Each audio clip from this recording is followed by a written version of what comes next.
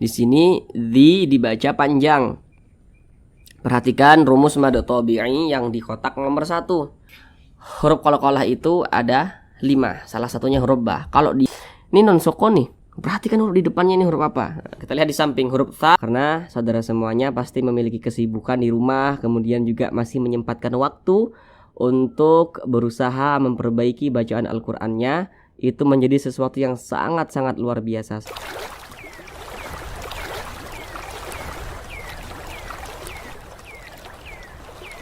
Assalamualaikum warahmatullahi wabarakatuh. Semoga saudara semuanya senantiasa dalam keadaan sehat, dipermudah segala urusannya, dikabulkan segala hajatnya, dan senantiasa dilancarkan rezekinya oleh Allah Subhanahu wa taala. Amin, amin ya rabbal alamin. Baiklah saudara semuanya, kita kali ini akan kembali lagi belajar membaca Al-Qur'an dengan penjelasan tajwidnya yang pelan-pelan. Semoga saudara semuanya yang belum lancar bisa segera lancar dalam membaca Al-Quran. Kemudian juga yang belum memahami ilmu tajwid bisa segera memahami ilmu tajwid dengan sangat-sangat mudah. Nah, jadi kita kali ini akan belajar nanti itu pada surah Al-Baqarah ayat 178. Nah, dikarenakan pada surah Al-Baqarah ayat 178 ini ayatnya itu lumayan panjang, sehingga kita bagi menjadi 2 bagian atau 2 part. Nah, jadi ini di part yang pertama, nanti kelanjutannya ada di part kedua begitu. Supaya durasinya tidak terlalu lama, karena saudara semuanya pasti memiliki kesibukan di rumah, kemudian juga masih menyempatkan waktu untuk berusaha memperbaiki bacaan Al-Qur'annya. Itu menjadi sesuatu yang sangat-sangat luar biasa sekali.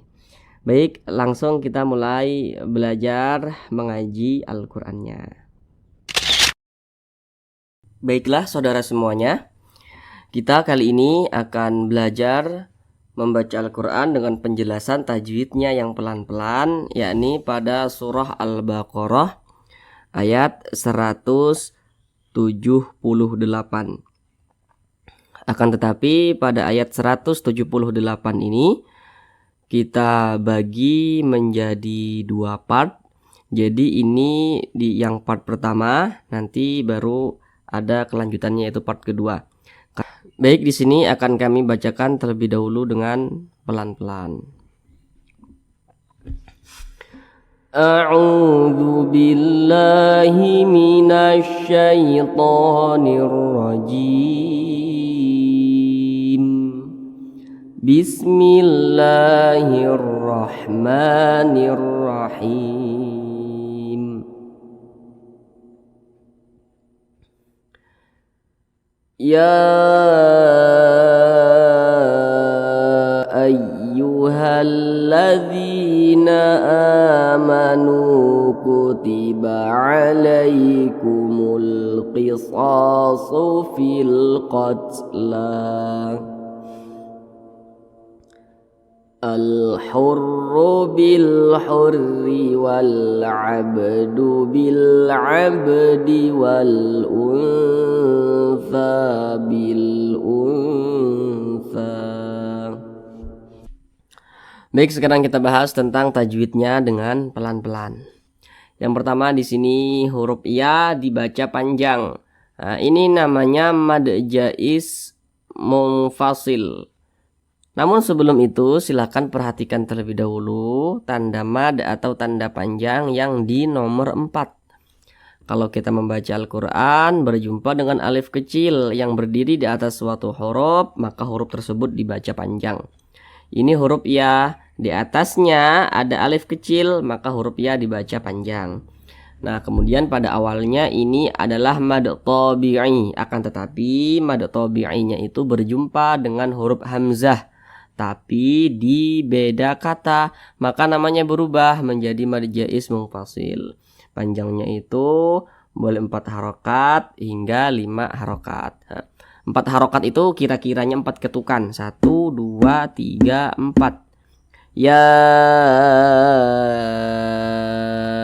ayyuhalladzina amanu. Kemudian mana huruf hamzahnya? Ini adalah huruf hamzah yang disambung dengan huruf ya. Nah, jadi perlu untuk kita ketahui kalau kita membaca Al-Quran berjumpa dengan huruf alif yang memiliki tanda baca atau yang memiliki harokat, maka itu adalah huruf hamzah. Ini alif nih, ada tanda bacanya, berarti ini huruf hamzah. Ini nih, alif ada tanda bacanya nih, huruf hamzah. Karena kalau huruf alif itu dia tidak memiliki baris atau tidak memiliki tanda baca. Contohnya seperti ini, ini, itu dia tidak ada tanda bacanya. Ini juga. Nah, kemudian di sini ada huruf ya bertasydid. Maka di sini ada bacaan naber. Jadi setiap huruf ya bertasydid, ini huruf ya tanda tasydid itu seperti ini, seperti angka 3 terbalik. Apabila berjumpa dengan huruf ya bertasydid, kemudian di belakang huruf ya tersebut ada huruf yang memiliki tanda baca fathah, kasroh atau dhammah, maka berlaku bacaan naber. Ini huruf ya bertasydid, di belakangnya ada huruf yang memiliki tanda baca fathah. Baris satu ke atas disebut juga dengan tanda baca fathah. Nah, maka ini di sini ada bacaan naber. Naber itu penekanan pada huruf-huruf tertentu sehingga membuat intonasi suaranya itu dia lebih tinggi daripada huruf-huruf di sampingnya. Nah, bagaimana caranya? Seperti ini.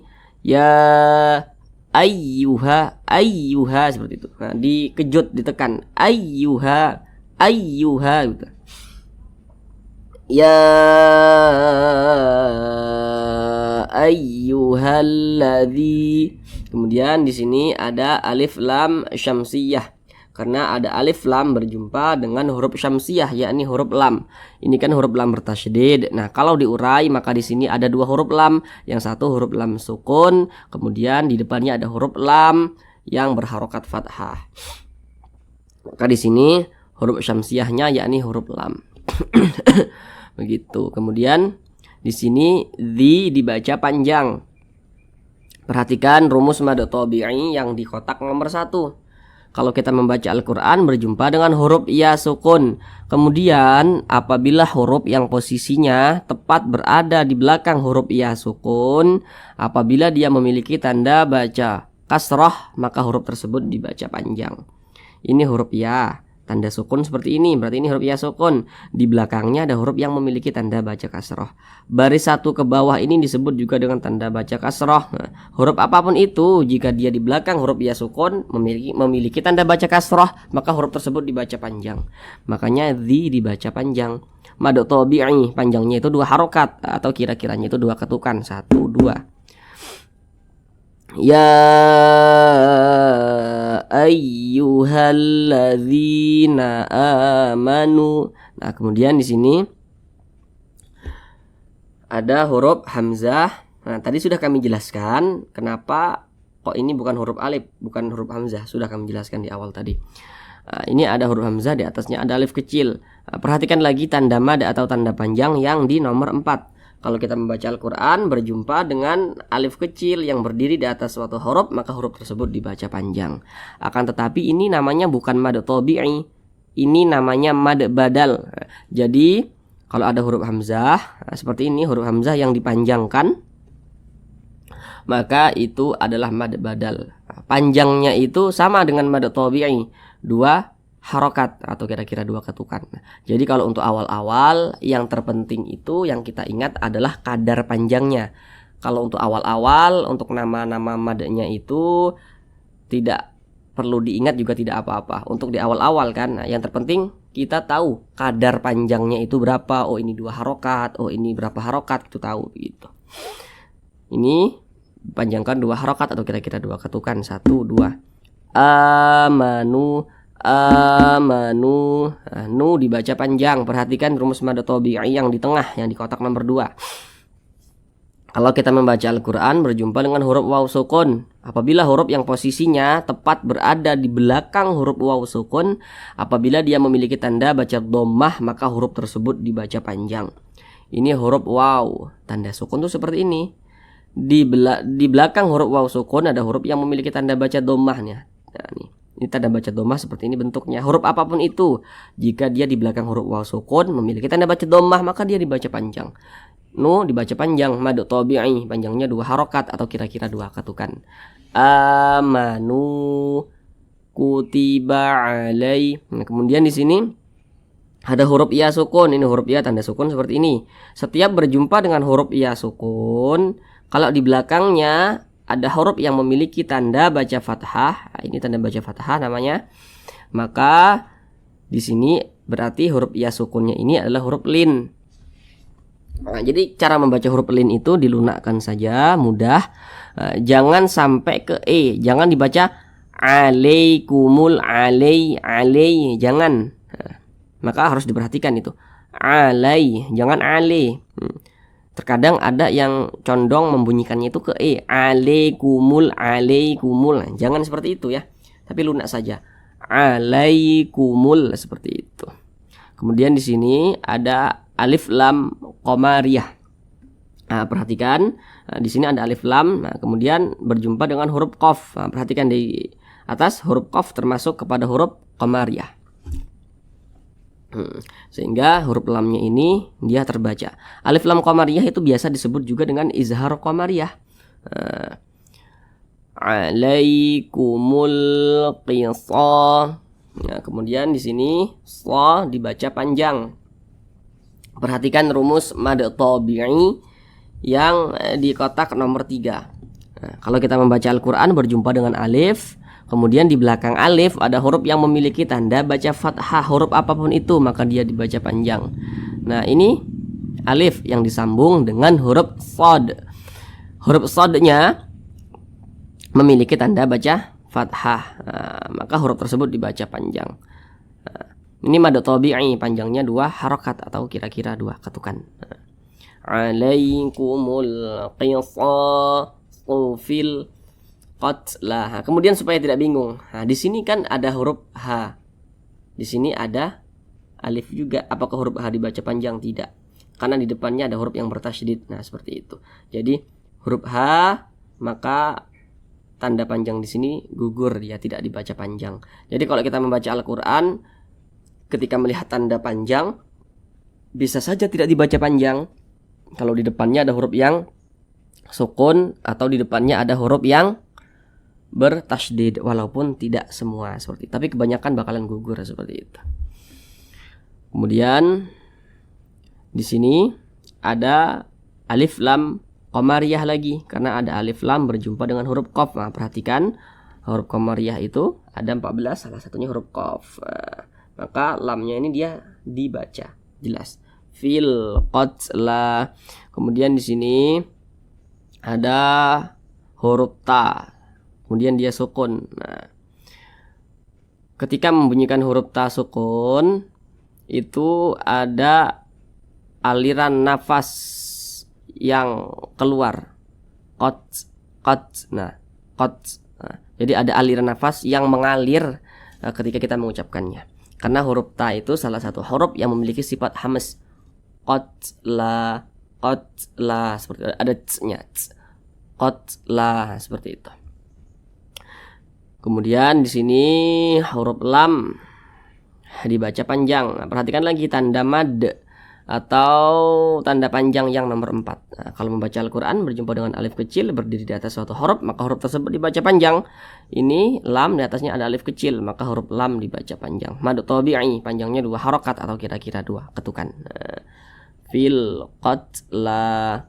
Kemudian di sini ada tanda waqaf, qaf dengan lam yang bermakna al-waqfu aula. Jadi maksudnya itu kita berwakaf di sini itu lebih utama daripada diwasolkan. Kita berhenti fil qatla.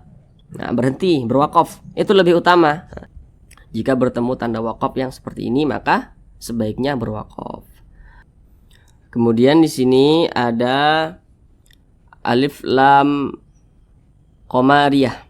Karena ada alif lam berjumpa dengan huruf qamariyah, yakni huruf H. Nah, jadi lamnya dia terbaca. Al-hurru bil. Nah, kemudian di sini huruf ra dibaca tafkhim, dibaca tebal.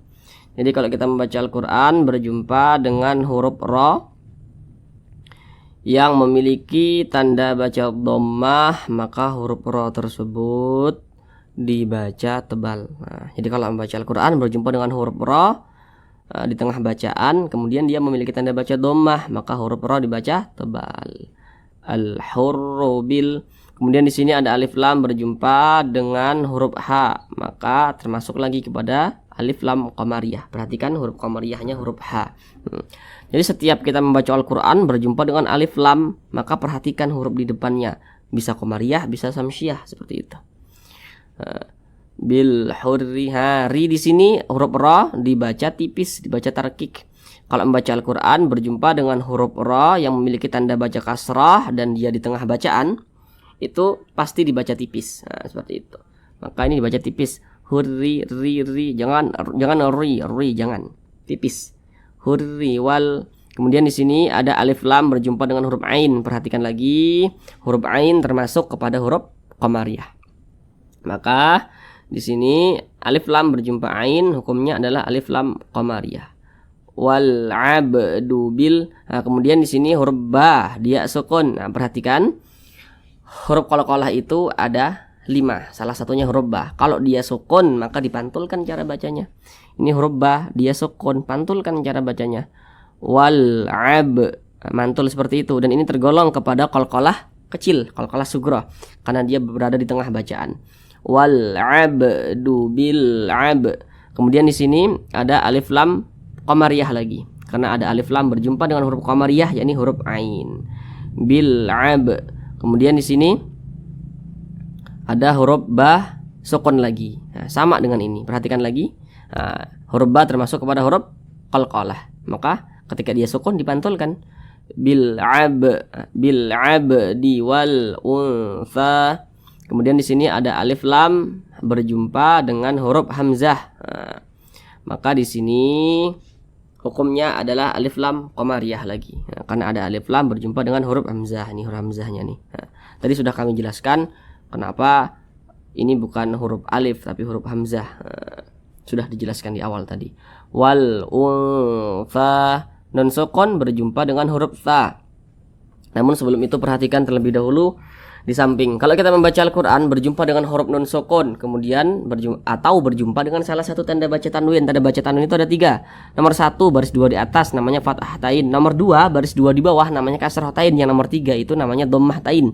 Setiap kita membaca Al-Quran apabila berjumpa dengan huruf nun sukun atau berjumpa dengan salah satu tanda baca tanwin, maka perhatikan huruf di depannya, maka terjadilah suatu hukum tajwid. Contohnya seperti ini. Nah, setiap kita membaca Al-Quran berjumpa nun sukun, perhatikan huruf di depannya, terjadi hukum tajwid.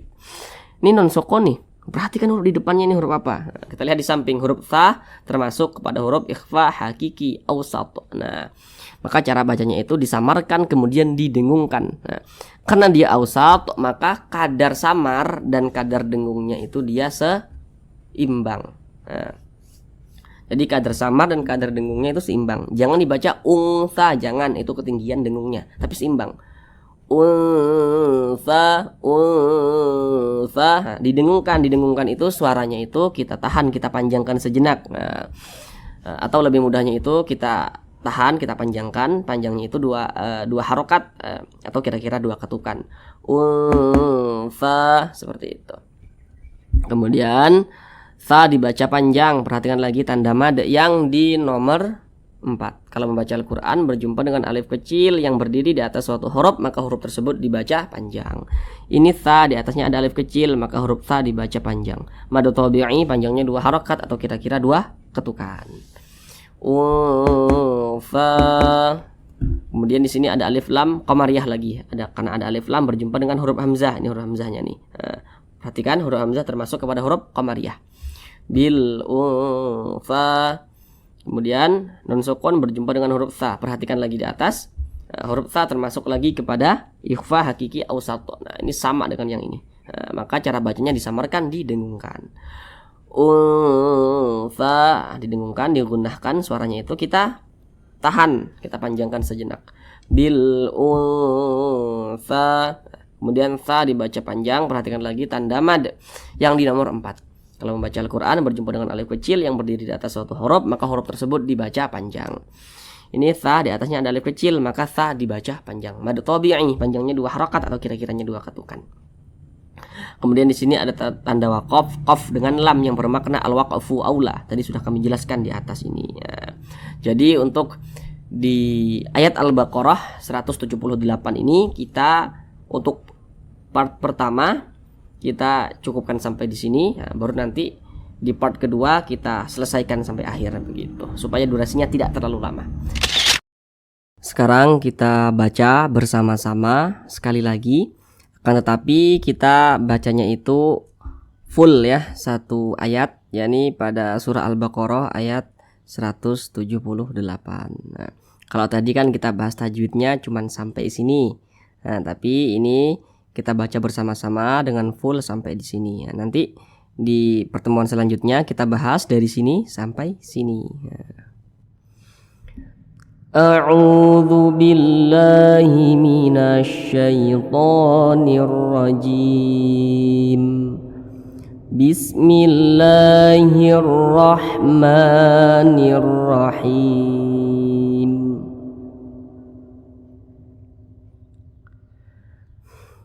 Ya ayyuhalladzina amanu kutiba alaikumul qisasu fil qatla al-hurru bil-hurri wal-'abdu bil-'abdi wal-untha bil-untha.